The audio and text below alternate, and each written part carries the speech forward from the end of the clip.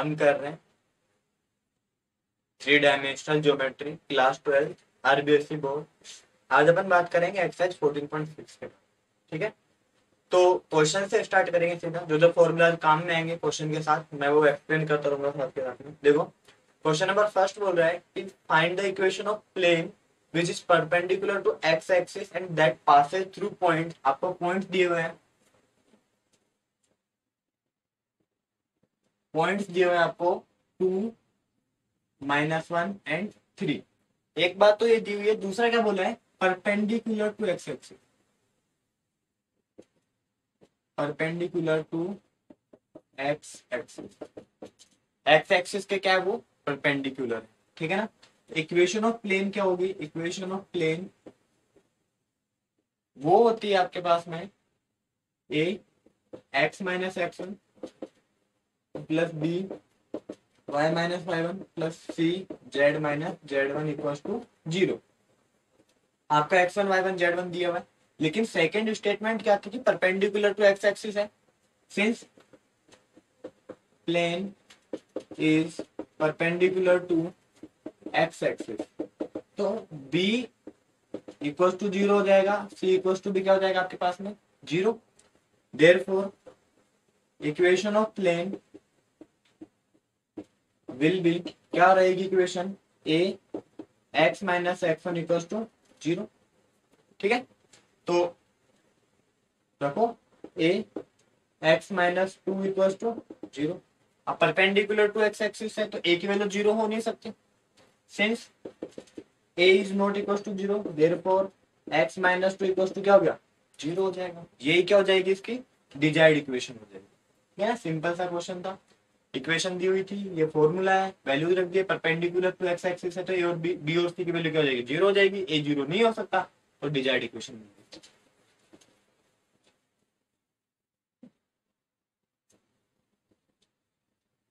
Question number second देखो क्या बोला, find the equation of plane that passes through x axis and point दिए हुए आपको 3, 2 एंड 4। पॉइंट्स क्या क्या है आपके पास में 3, 2 एंड 4 है, and Passage through x axis. ये स्टेटमेंट है। ठीक है, जब एक्स एक्सिस से पास हो रहा है तो a इक्वल टू 0 और d इक्वल टू क्या मिलेगा आपको 0 मिलेगा। ठीक है, तो इक्वेशन ऑफ प्लेन क्या होती है, a x minus x one plus b y minus y one plus c z minus z one equal to 0। यहां तक कोई दिक्कत है, ठीक है ना।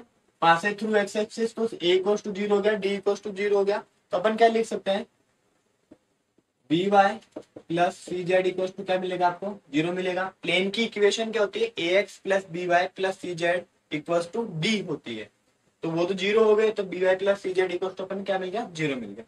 ए की वैल्यू 0 है तो means a equal to 0, therefore equation b, equation क्या हो जाएगी आपके पास में b y minus y one plus c z minus z one equal to 0। Values रखो, बी तो as it is y minus two plus c z minus four equal to 0।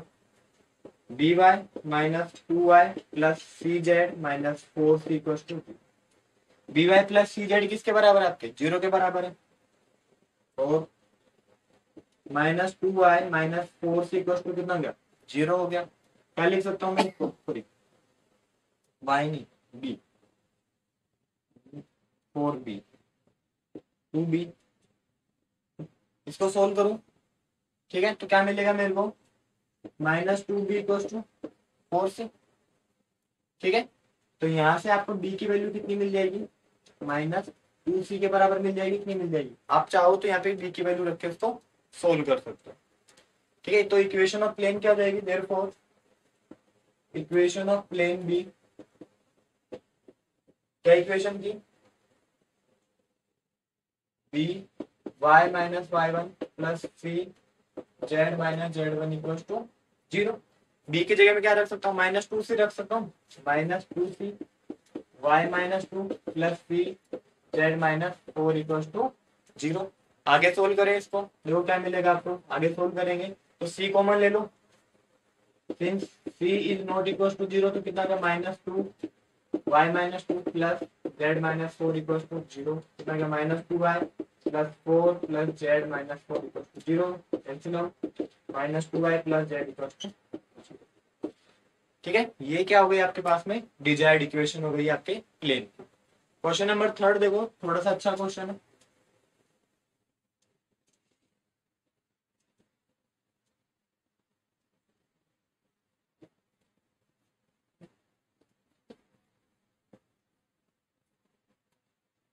तो क्या बोला है कि variable plane passes through points p q r and meet the coordinate axis at point a b and c. Show that the locus of common point of plane passing through ABC and parallel to coordinate plane will be P upon X, Q upon Y, R upon Z। देखो, अपन मान के चलते हैं plane की equation. Let the equation of plane be, let the equation of plane, क्या equation मान के चलते हैं? X upon alpha plus y upon beta plus z upon gamma equals to 1। ये इक्वेशन अपन ने मान ली। अभी आपका प्लेन पास कर रहा है पी क्यू आर पॉइंट से, ठीक है ना। Since plane is passing through p q and r, p q r point से पास हो रहा है, तो एक्स की जगह अपन पी रख सकते हैं, वाई की जगह अपन क्यू रख सकते हैं एंड जेड की जगह अपन रख सकते हैं आर। देयरफॉर इक्वेशन क्या हो गई? P upon alpha plus q upon beta plus r upon gamma equals to 1। अब जो आपका प्लेन है वो कोऑर्डिनेट एक्सिस पे मिल रहा है, ठीक है ना। ठीक है, सिंस इक्वेशन ऑफ प्लेन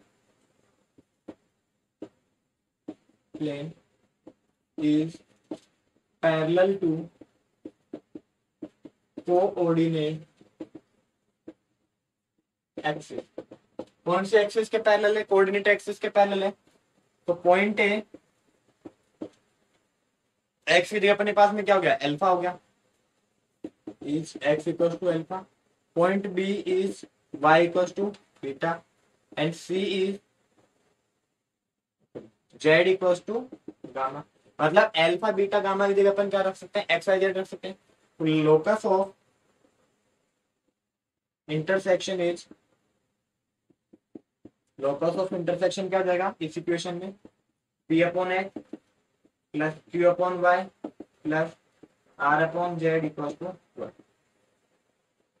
ये हो जाएगी आपके पास में एक डिजायर्ड इक्वेशन हो जाएगी, ठीक है ना। कुछ ही नहीं करना था, सिंपल सा क्वेश्चन था।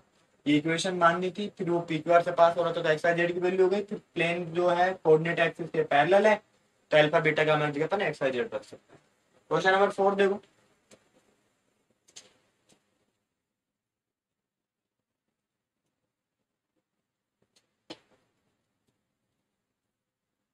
क्वेश्चन नंबर 4 बोल रहा है find the vector equation of plane which is distance of 7 unit from the origin and has i cap at the unit normal vector.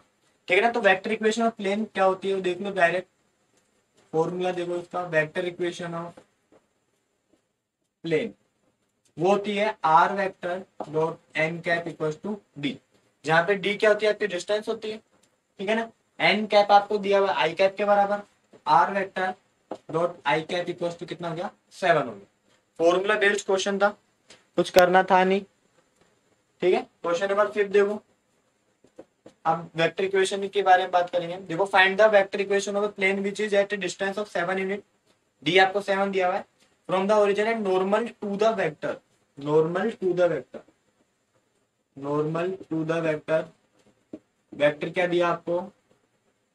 6 i cap, N vector मान लो मैं इसको दिया आपको 6 i cap plus 3 j cap minus 2 k cap.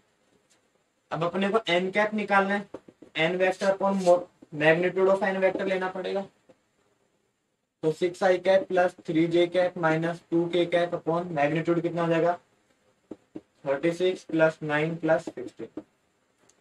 ठीक है, तो ये कितना हो गया आपके पास में? 6 i cap plus 3 j cap minus 2 k cap upon 49। ये हो जाएगा आपके पास में, सॉरी 16 यहाँ पे 4 आएगा, रूट 49 हो जाएगा। तो यहाँ से कितना मिलेगा? 7 मिल जाएगा। एन कैट की वैल्यू कितनी मिल गई आपको, 6i cap plus 3j cap minus 2k cap upon 7। Vector equation of plane क्या होती है, r vector dot n cap equals to कितना डी होता है। आर वेक्टर का एज इट इज रहेगा, एन कैप अपन निकाल चुके हैं।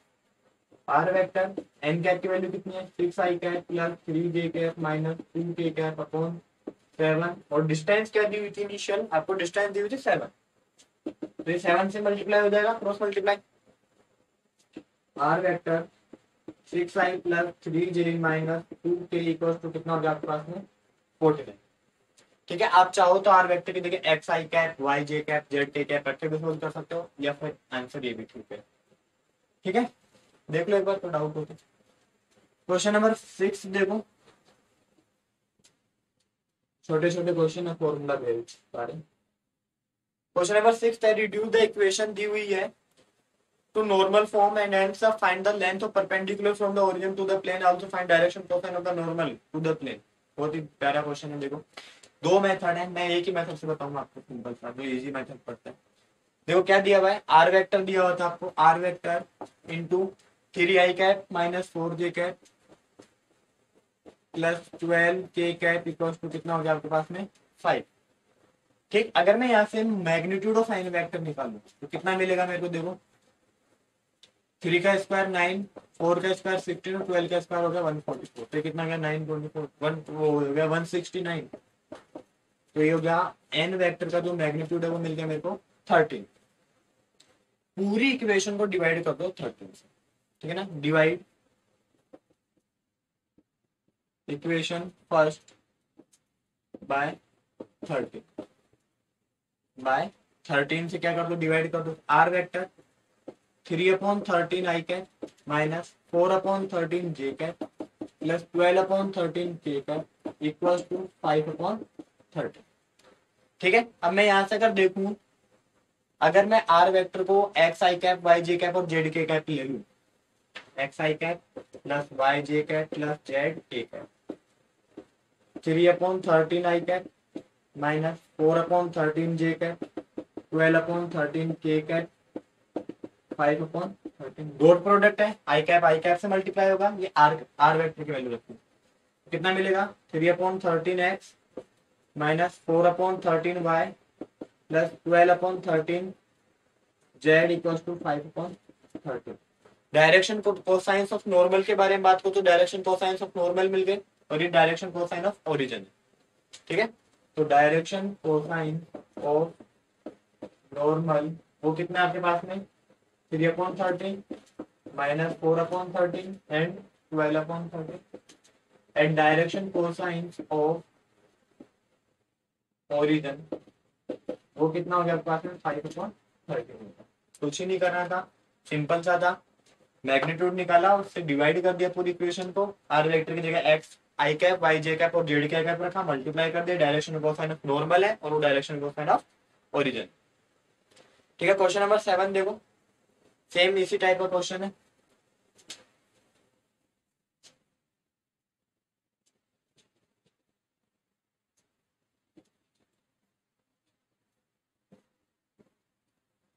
क्वेश्चन नंबर 7 देखो, find the vector equation of plane which is at distance of 4 unit from the origin and direction cosine of normal to the planes दी हुए आपको 2 -1 एंड 2। ठीक है, डिस्टेंस आपको दी हुए 4। ठीक है, तो डीसी जो प्लेन दिया आपको क्वेश्चन नंबर 7। ठीक है, तो डीसी जो प्लेन निकालने के लिए नॉर्मल टू द प्लेन दे रखे हैं, तो डीसी जो प्लेन निकालने, डीसी ऑफ प्लेन निकालने। ठीक है, तो और आपको नॉर्मल टू द प्लेन दे रखे, डीसी जो नॉर्मल टू द प्लेन दे रखे, इनको यूज करेंगे अपन, नॉर्मल टू द प्लेन वो कितने आपके पास में 2 -1 एंड 2। तो इनका मैग्नीट्यूड निकाले,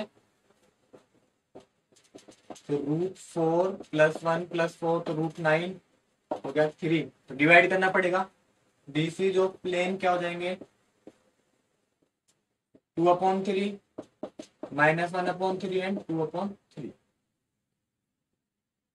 ठीक है, एन वेक्टर की बात करूं मैं, एन वेक्टर इक्वल टू कितना हो जाएगा मेरे पास में 2/3 i cap minus 1/3 j cap minus 2/3 a cap. Equation of plane क्या होती है, r vector dot n vector equals to कितना, डी। आर वेक्टर ट्रेजेटी 2/3 i cap minus 1/3 j cap minus 3 plus 2/3 a cap, और डिस्टेंस कितनी दी हुई है आपको, 4 यूनिट दी। ठीक है ना, क्वेश्चन ही करना, direction cosine normal to the plane दिए हुए थे, प्लेन के निकालने के लिए मैग्नीट्यूड से क्या करना पड़ेगा, डिवाइड करना पड़ेगा। क्वेश्चन नंबर 8 देखो, थोड़ा सा अच्छा क्वेश्चन है।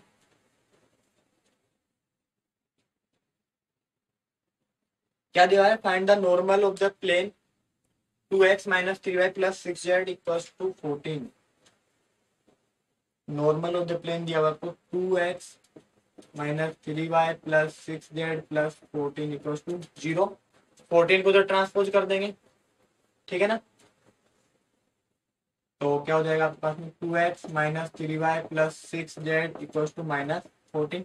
डिस्टेंस कभी भी नेगेटिव नहीं हो सकती, तो ये हो जाएगा नेगेटिव साइन से 2x plus 3y minus 6z equals to 14। ठीक है ना, डिस्टेंस कभी भी नेगेटिव नहीं हो सकती, इसलिए -14 कभी भी नहीं ले सकते। तो -14 नहीं लेंगे तो पूरी इक्वेशन को माइनस से मल्टीप्लाई करना पड़ेगा। वही अब क्या करना है, अपन डिवाइड करेंगे इसको, डायरेक्शन कोसाइन ऑफ नॉर्मल निकालने के लिए क्या करना पड़ेगा, इसको डिवाइड करना पड़ेगा। मैग्नीट्यूड ऑफ एन वेक्टर कितना है, 4 प्लस 9 प्लस 36, जो कि वही √49 प्लस टू 7, तो 7 से डिवाइड करेंगे। -2/7x plus 3/7y minus 6/7z equals to 14/7। ठीक है, कर दिया डिवाइड, तो आपका आंसर आ गया -2/7x plus 3/7y minus 6/7z equals to, ये डिजायर्ड इक्वेशन आपके प्लेन। कुछ ही नहीं करना, नॉर्मल का झंझट है, तो डीसी निकालने के लिए मैग्नीट्यूड से डिवाइड करते हैं। डिस्टेंस कभी भी नेगेटिव नहीं लेते, इसलिए माइनस के साइन से आगे मल्टीप्लाई करते हैं। क्वेश्चन नंबर 9 देखो, क्वेश्चन नंबर 9 देखो, find the equation of plane perpendicular to the origin from the plane in 13। Distance दे रखी है and direction ratios of the perpendicular आ दे रखे हैं। ठीक है ना, वही मैग्नीट्यूड से डिवाइड करना पड़ेगा आपको। देखो, direction ratios of direction cosines of plane normal on plane दिए हुए आपको। This is of normal on plane, कितने हैं आपके पास में, 4 माइनस 3 एंड 12। एन वेक्टर का मैग्नीट्यूड निकालने कितना हो जाएगा, 16 प्लस 9 प्लस 144 √169 हो जाएगा 13। तो डीसी जो प्लेन कितने हो जाएंगे आपके पास में, वो हो जाएंगे 4/13 माइनस 3/13 एंड 12/13 हो जाएंगे। ठीक है, और जो अगर मैं इक्वेशन की बात करूं, इक्वेशन क्या हो जाएगी, तो equation ax plus b y plus c z equal to कितना था, डी होता है। तो 4/13x minus 3/13y plus 12/13z equal to, distance कितनी दी हुई थी आपको, 13 दी हुई। आप चाहो तो इसको सोल्व कर सकते हो आगे। लास्ट क्वेश्चन देख लो, find a unit normal vector to the plane. Simple सा है, वही मेथड सेम टू सेम। देखो, find a unit normal vector, unit normal plane to the vector जो भी है, तो क्या दिया हुआ है, x plus y plus z minus 3 equal to 0। Plane की वैल्यू इक्वेशन क्या है, x plus y plus z minus 3 equal to 0 है। ठीक है, वही अपन को डिवाइड करना पड़ेगा इसके मैग्नीट्यूड से। ठीक है, ठीक है, तो देखो क्या करेंगे, वही इसका एन वेक्टर का मैग्नीट्यूड निकालो, कितना मिलेगा, √1 प्लस 1 प्लस 1 हो गया √3। तो √3 से डिवाइड करेंगे आपको, तो कितना हो जाएगा आपके पास, 1/√3 प्लस 1/√3x हो जाएगा। ठीक है, 1/√3 y हो जाएगा, 1/√3 क्या हो जाएगा आपके पास में, z हो जाएगा। ठीक है, तो डीसीज ऑफ प्लेन क्या हो गए, DCs of normal to the plane क्या हो गया आपके पास में, ऑफ प्लेन कितने हो गए, 1/√3 1/√3 एंड 1/√3 हो गए। ठीक है, सिंस हमको पता है l x plus m y plus n z equal to d होता है, या भी a x plus b y plus c z equal to d करा था अपन ने, ठीक है ना। यहाँ तक कोई दिक्कत है? तो देखो 1/√3 i cap 1/√3 j cap 1/√3 k cap, एक वेक्टर बना लिया मैंने एलिमेंट से। एक्स वाई जेड से क्या बनेगा, एक्स आई कैप प्लस वाई जे कैप प्लस जेड के कैप, और डिस्टेंस कितनी दी हुई है आपको, 3 दी हुई है, डिस्टेंस रख दिया अपन ने, ठीक है। यहाँ तक कोई दिक्कत है? और हमको पता है since n cap into r vector भी किसके बराबर होता है, आपके डी के बराबर होता है, तो n cap into r vector equal to कितना गया, 3 हो गया। कंपेयर करेंगे तो ये जो वैल्यू हो तो एन कैप को रिप्रेजेंट कर रहा है, और ये रिप्रेजेंट कर रहा है आपके आर वेक्टर को। एन कैप इक्वल टू कितना मिल गया आपको, 1/√3 i cap plus 1/√3 j cap plus 1/√3 k cap. N cap equal to 1/√3 common ले लो, i cap plus j cap plus. ये सिंपल सा क्वेश्चन था, दो इक्वेशंस को, वेक्टर फॉर्म को, सिंपल फॉर्म को क्या करना था आपको, कंपेयर करना था। यहाँ तो कोई दिक्कत है? एक्सरसाइज 14.6 क्या हुई आपकी, कंप्लीट होगी।